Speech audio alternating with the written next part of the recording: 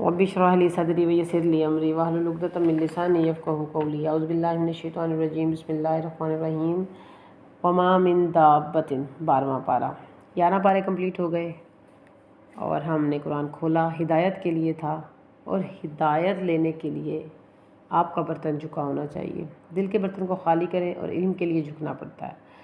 इस पारे की पहली ही आयत में उम्मत मुस्लिमा और इंसानियत का मसला हल कर दिया। अल्लाह ताला ने बता दिया कि मखलूक़ात का रिज़्क़ मेरे हाथ में है, तुम फ़िक्र क्यों करते हो। अफसोस की बात है कि आज के बहुत से लोग रिज़्क़ की दुख में ही मारे जाते हैं और नमाज़ें तक छोड़ देते हैं, और ऐसी नेकियां जो भाग लगाने वाली होती हैं, जो रंग लगाने वाली होती हैं, उनको छोड़कर टके कमाने चल पड़ते हैं और बाद में खसारा और हसरत के सिवा कुछ भी इनके हाथ नहीं आता। दुनिया मिल भी जाए तो बड़ी हसीन दुनिया नहीं होगी।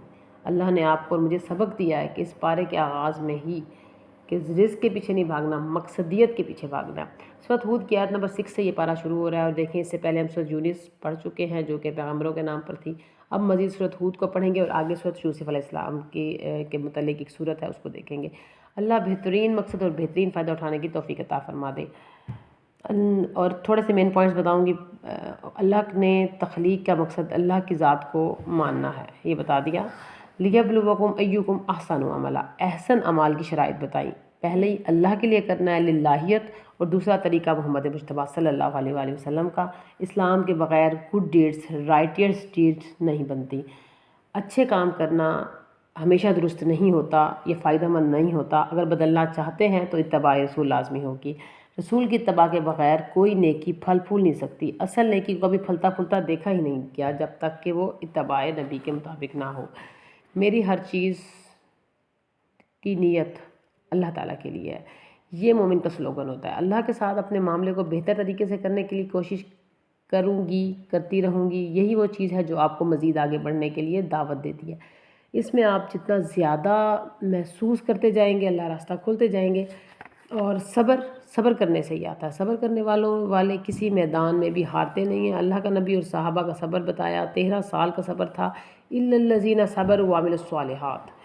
और रिसालत मोहम्मदी पर सबसे बड़ा गवाह कुरान पाक खुद है, गवाहियाँ दिलवा रहे हैं अल्लाह ताला। और आगे बताया इख़बात के बारे में। इख़बात क्या होता है? जब तक हज़रत नूह से पूछते हैं कि इख़बात क्या होता है, जब इखलास आता है तो सवाब का तलब भी नहीं रहती, सिर्फ पैशन रहता है। और मक्की दौर से आखिरी सूरत है ये। इनकी जो नीयत में मसला होता है उसके लिए प्रॉब्लम होता है।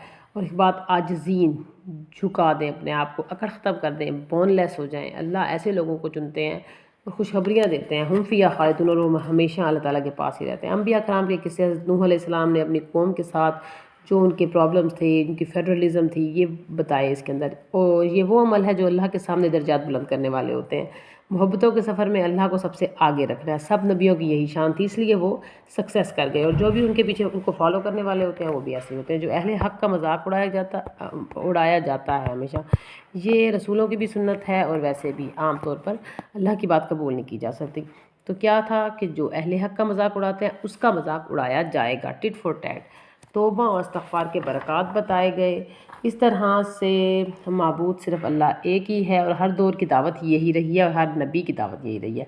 सालेह अलैहिस्सलाम की कौम और आद अलैहिस्सलाम की कौम के बारे में बताया और फरमाया, क़ाल ज़ालिमू, जो लोग जो जालिम होते हैं देख कर भी ईमान नहीं लेके आते। और सबसे बड़ा जो मोजज़ा था, उनसे कहा पहाड़ी से हमें ऊँटनी निकाल कर दो, वो निकाल के ले आए लेकिन ज़ाया कर दी इन्होंने। इनके अज़ाब की ख़बरें अल्लाह ताला देते हैं। हज़रत लूत अलैहिस्सलाम जब अज़ाब की ख़बरें लेकर आए तो हज़रत इब्राहीम अलैहिस्सलाम को हज़रत इसहाक़ की पैदाइश की खुशखबरी मिली। और मज़ीद आगे होमोसेक्सुअल और लेस्बियन के बारे में तफ़सील आई है, जो कौम लूत का अमल था, जो आज का बहुत बड़ा फितना बन चुका है। इसके बारे में पूरी एक्सप्लेनेशन आई है। ज़ालिम कौम को नबी की सिफारिश भी कबूल नहीं होगी, बहुत बड़ी बात है। हम सिफारिश की उम्मीद लगा कर बैठे हैं और दुआ करते हैं कि हमारे नबी हमारे लिए सिफारिश करें, लेकिन अगर कहीं जुल्म और शिरक है और नबी की ही बात को हम पीछे करने वाले हैं तो इसके लिए दुनिया में ही तौबा करने की ज़रूरत है, क्योंकि अल्लाह का कानून एक ही है और हर दौर में वही रहेगा। और मौलवियों की लोग कहते हैं कि घड़ी बातें हैं, ऐसा नहीं होता। किसी के डर से दीन फैलाएं नहीं, ना किसी के डर से छुपाएं। मनोअन बयान कर दें, दीन को छुपाने वाला खाइन होता है। اور مصیبت اور راحت میں اللہ تعالیٰ کے دین کو فالو کرنا سیکھیں، خوشیوں کو ٹیکل کرنا سیکھیں، خوشیاں سنبھالنے والا اللہ تعالیٰ بنا دے کہ جو خوشیاں دینے والا ہے اگر وہی لے جائے تو پھر ہمارا کیا ہوگا۔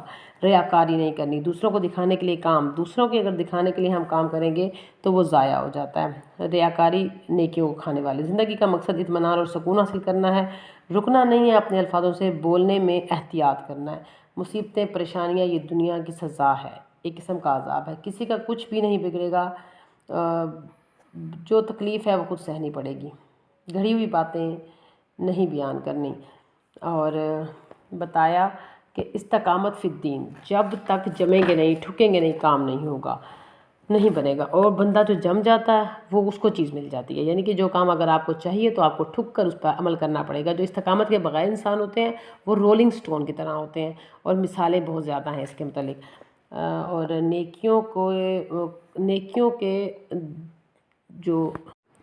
نیکیوں سے برائیوں کو ہم دور کر سکتے ہیں۔ جو برا کرے اس کے ساتھ اچھا کرے، لوگوں کی برائیوں کو دیکھتے جائیں اور لیکن اس کے ساتھ اچھا سلوک کریں۔ زمین کے اگر ہم اکڑے رہیں گے تو پوری برائی کبھی ختم نہیں ہوگی۔ اور اللہ کے کلام سے ہر دور میں اختلاف کیا گیا، لوگوں نے عموماً اللہ کی باتیں اچھی نہیں لگتیں، یہ سورۃ ہود کی میں اب بتایا۔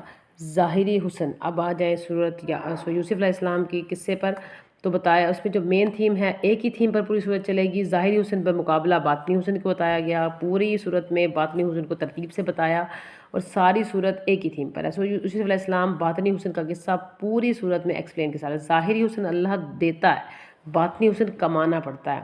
توفیق عطا فرما دے اللہ تعالیٰ ہمیں بھی۔ اگر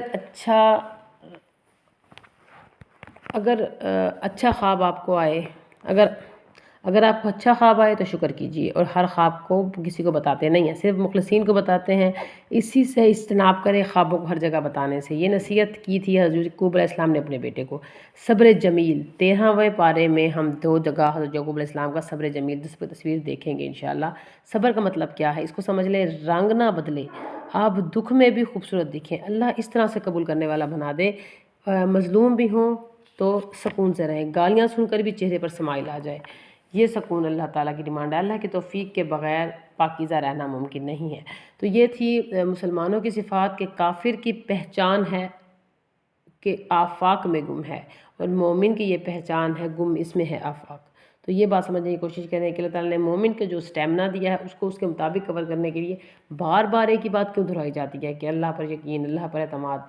اچھا، تقاضا کیا اس پارے کا؟ استقامت سے صبر جمیل، رشتہ داروں کے مقابلے میں صبر، اللہ کو نیکی کرنے والوں کا اجر ضائع نہیں کرتے، اور اللہ کا شکر حال حال میں کرنا ہے۔ ربی انی اعوذ بک ان اسألک ما لیس لی بی علم والا تغفر لی وترحمنی اکن من الخاسرین۔ اے میرے رب، میں پناہ میں آتا ہوں اس سوال سے جو مجھے معلوم نہیں، اگر تو مجھے بخش دے گا۔ تو اللہ سے کرے دور تو تعلیم بھی فتنہ، املاک بھی، جاگیر بھی، اولاد بھی فتنہ، نہ حق کے لیے اٹھے تو شمشیر بھی فتنہ، شمشیر کیا، نعرہ تکبیر بھی فتنہ۔ السلام علیکم ورحمۃ اللہ وبرکاتہ۔